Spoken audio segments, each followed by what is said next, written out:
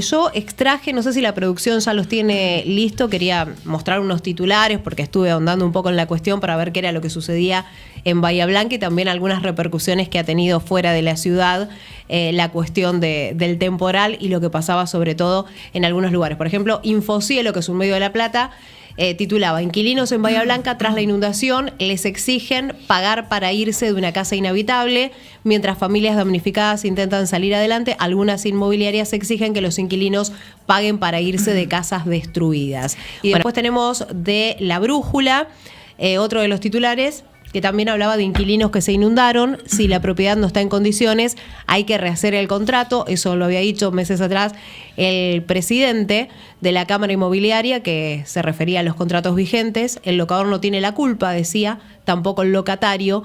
Y luego vamos a estar leyendo un poquito más de lo que planteaba y charlando con ellos para ver si realmente en la práctica eso se puede dar. Me gustaría primero conocer cuál es la situación de Punta Alta en torno a esto que hemos planteado, de quizás los inmuebles que resultaron afectados por las inundaciones. En Punta Alta hubo lugares, no sé si vos me lo dirás, en la inmobiliaria tuya recibiste algún caso puntual de algún inquilino cuya vivienda haya resultado afectada al punto tal de tener que rescindir algún tipo de contrato o a tener que intervenir, ¿no?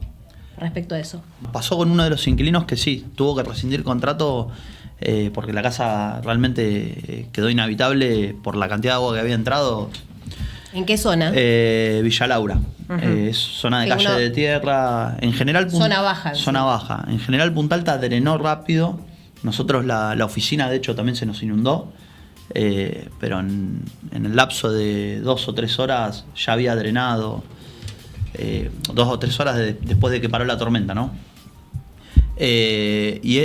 Esta puntualmente de Villa Laura, no. Estuvo 3/4 días con agua la casa, que tenía 40, 50 centímetros de agua la casa. Obviamente esa casa estaba inhabitable, no podían darle el uso para el cual habían contratado. ¿Y qué se hace en estos casos? ¿Se rescinde directamente el contrato? Se hace una resolución anticipada, porque el inmueble no se le puede dar el uso, no cumple con el fin para el cual se realizó la contratación. Y el propietario se tiene que hacer cargo, obviamente, de las reparaciones. Daños, de las sí, reparaciones. Correcto. Sí, sí. Porque, bueno, recién viste que veíamos, no sé si podemos poner en pantalla otra vez el titular ese que hablaba de la familia esa, que Infocielo recién lo destacaba, lo que ocurría en Bahía Blanca, en la que se le exigía que paguen, ¿no? Les exigen pagar para irse de una casa inhabitable, ahí estaba. Está mal eso. Desde lo legal, doctora. Sí, no, es evidente que no tiene ningún tipo de amparo, una cuestión así.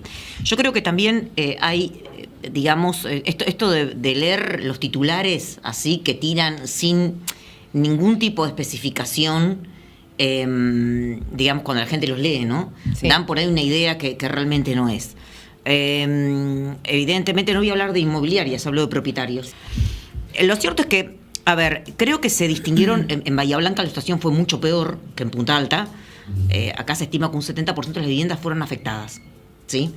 De modo tal que las consultas por resoluciones o rescisiones contractuales y demás fueron muchísimas. Lo que pasa es que hay que distinguir diferentes tipos de cuestiones, ¿sí? No todas son iguales. Yo, digamos, como para hacer así algo muy, muy básico, ¿no? Y muy, como para que la gente lo entienda, entiendo, digamos, que hago una clasificación en 3 tipos de afectaciones que han tenido las propiedades. La primera es la mera incomodidad, o sea, el propietario o sea, el inquilino que está alquilando y bueno, y la casa se llenó un poco de agua, bueno, lo sacó, drenó rápidamente, no quedaron prácticamente daños y fue solamente la incomodidad, ¿sí? Porque evidentemente a todos, en Bahía Blanca la afectación fue el 60%, no todos lo sufrimos de la misma manera. Después tenemos la afectación media, ¿sí? Ya donde se hizo sentir, donde el agua quedó algunas horas retenida en la casa y demás, que eso ya va a requerir algún tipo de reparación. Y el caso extremo, digamos, de estas casas, que yo provengo de una localidad de Cerri, así que imagínense que muchísimas casas con el agua al techo directamente. Bueno, Cerri fue una de las localidades más afectadas. Por eso es evidente que en ese nivel de afectación, ¿sí? El cumplimiento del objeto del contrato es imposible. Seguro. ¿Sí? Entonces, todas las situaciones merecieron asesoramientos diferentes y soluciones diferentes. Si vamos al caso extremo de la casa que se inundó hasta el techo y que quedó inhabitable, ¿sí? Evidentemente existía la posibilidad, que en realidad no es una rescisión anticipada del parte locatario, simplemente que es una resolución del contrato por incumplimiento, por imposibilidad de cumplimiento del objeto. Entonces, si nos caía bajo el 70-23, teníamos que buscar la alternativa, ¿sí? Dentro del Código Civil, que no eran unos artículos específicos, y cuando el contrato caía dentro de la ley anterior, que sí estaba el 1203 vigente, que precisamente, digamos, plantea esta situación, aplicábamos eso. Es decir, técnicamente es complejo, pero lo que les quiero decir a la gente es que siempre los pudimos resolver fundamentándonos en normas del Código Civil. O sea, se podía hacer, podíamos encontrar, digamos, la norma legal para fundar esa resolución. Ahora bien, y esto por ahí ya corresponde más a las partes inmobiliarias, pero lo digo yo como experiencia de lo que pasaba. Mucha gente, cuando el daño no era que la propiedad estaba inhabitable, pero sí que yo, por ejemplo, tuve una de mis propiedades muy afectada, muy afectada, y bueno, si bien se sacó el agua y toda la historia, todavía hemos hecho unas reparaciones, pero se levantaron, porque cuando el cimiento de una casa se inunda, ¿sí? Eso genera un montón de problemáticas. Nunca tuvimos una inundación. Acá se inundaron los cimientos, se inundó todas las paredes, tuvo 1,5 metros de agua. Sí, aparte las paredes no se secan de un día No, para no, otro, te lleva tampoco. mucho tiempo secar. No, pero más allá de eso, después siguió habiendo humedad. Frente a esto, digamos, muchos inquilinos que habían tenido este tipo de daños, ¿sí? No digo que la casa quedó inhabitable, pero que había que hacer reparaciones, elegían no irse porque fue tal el desastre que sucedió después de esto, porque ¿qué pasa? Un montón de propiedades salieron de la oferta, ¿sí? Porque Claro. hay muchas propiedades que estaban en alquiler. ¿Y a dónde se ¿Qué? iban a vivir? Claro, el tema era que, los precios evidentemente, Poca oferta y mucha demanda. como siempre sucede, se fueron a las nubes, no había tampoco demasiados lugares donde irse. Recién ahora estamos viendo que la gente está pudiendo resolver, digamos, la cuestión habitacional, que realmente es crítica. Ya venía siendo crítica, bueno, en este momento es aún peor, porque las pocas propiedades que quedaron disponibles, sanas, como para dar en el alquiler, evidentemente había gente esperando. Tenían mucha demanda. Mucha lista de espera. En las inmobiliarias. Entonces veías algo que te gustaba y tenías que inmediatamente, sin verlo, ya por la foto ir a señarlo, porque si no te quedás con la mano vacía. Entonces la gente sin poder vivir. Entonces mucha gente de alguna manera toleró, ¿sí?, quedarse en una propiedad que, si bien no estaba inhabitable, no estaba en las condiciones de habitabilidad en la que había ingresado, pero decidió quedarse. Hoy estamos viendo que eso está generando, porque uno dice, ustedes hablan con el diario El Lunes, esto pasó hace 3 meses, hoy ya todo el mundo se arregló, digamos, y no.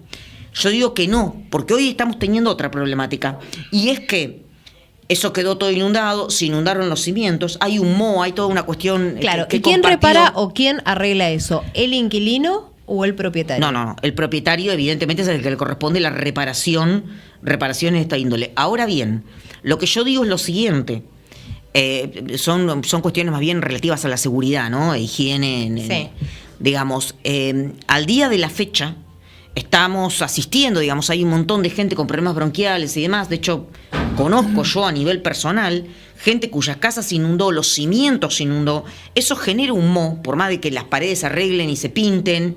Hay como un moho, son unas esporas de unos hongos que quedan medio dando vuelta, que es lo que ha sucedido en muchos Y que casos. afecta a las vías respiratorias. Y que afecta a la salud de las personas, no solamente las vías respiratorias, puede afectar tiroides también, en fin. Más que hay casas que estuvieron inundadas casi una semana bajo el agua. Sobre todo en localidades como Cerri, White. Si bien el agua drenó, en muchos lugares quedó contenida, sótanos. En la parte céntrica. También sótanos, las las cocheras que estaban abajo. Evidentemente hay que asesorarse, ¿no? hay que ir a ver un colega o hay que hablar con la gente de la inmobiliaria. También acá juega mucho el tema de la buena fe, ¿no? Que no es solamente un concepto. Está establecido como norma vigente en el Código Civil, referida a la interpretación, aplicación de los contratos, ¿sí? Lo mismo pasó, por ejemplo, con el sector asalariado. Había gente que estaba en el techo inundada y la patronal, porque en la empresa no había pasado nada, le exigía. Evidentemente, semejantes conductas contrarían cualquier principio de buena fe y de humanidad evidente. Así que yo digo, se puede encontrar, no hay que pagar nada.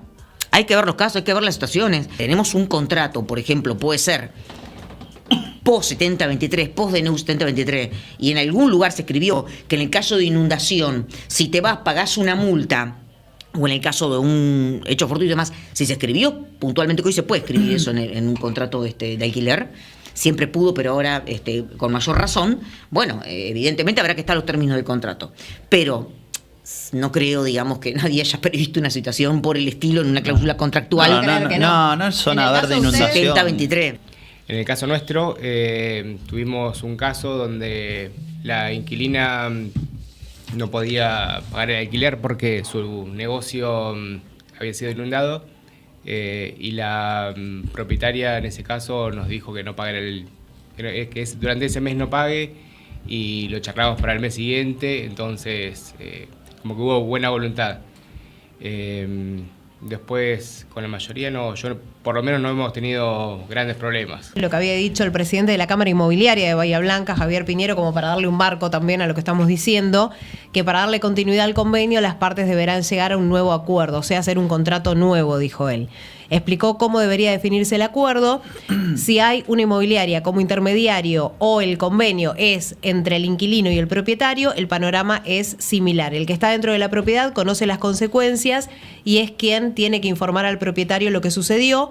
Ambos tendrán que pensar en cuál es la mejor solución posible. Dijo que los contratos tienen una cláusula fundamental para las partes. El mismo convenio dice que el inmueble tiene que estar en estado de uso y que toda causa que no sea imputable al locatario corre por cuenta del dueño. El locador no tiene la culpa, tampoco el locatario, pero bueno, en caso de que esto suceda, lo que estábamos hablando arriba, hay que hacer un nuevo bastante contrato, genérico, ¿no? Digamos, pero sí, podría entender que sí. Él dice que si la propiedad no está en condiciones hay que rehacer este contrato. O no necesariamente, ¿por qué van a tener que hacer un contrato? Si se ponen de acuerdo, en el sentido de que, bueno, te voy a arreglar la casa, vos te quedás ahí. Resolvemos así o así y listo. También está digamos, establecido que como se puede resolver el contrato, digamos, también existe, digamos, la posibilidad, aparte está establecido legalmente, que mientras no se pueda habitar en similares condiciones a las que se entró,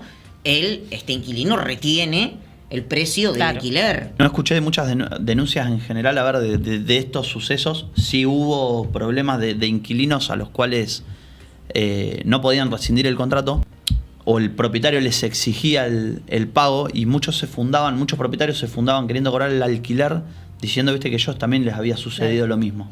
También a mí se me inundó la casa, por eso es que quiero igual que vos me pagues el alquiler, decían ellos. Cuando uno pone un inmueble en locación, está realizando una inversión, es parte de un riesgo. Es un riesgo económico. Es un riesgo presente que vos tenés. Comercial, sí. Comercial. No pretender trasladarle al inquilino. No lo podés trasladar. No se puede bajo ningún concepto.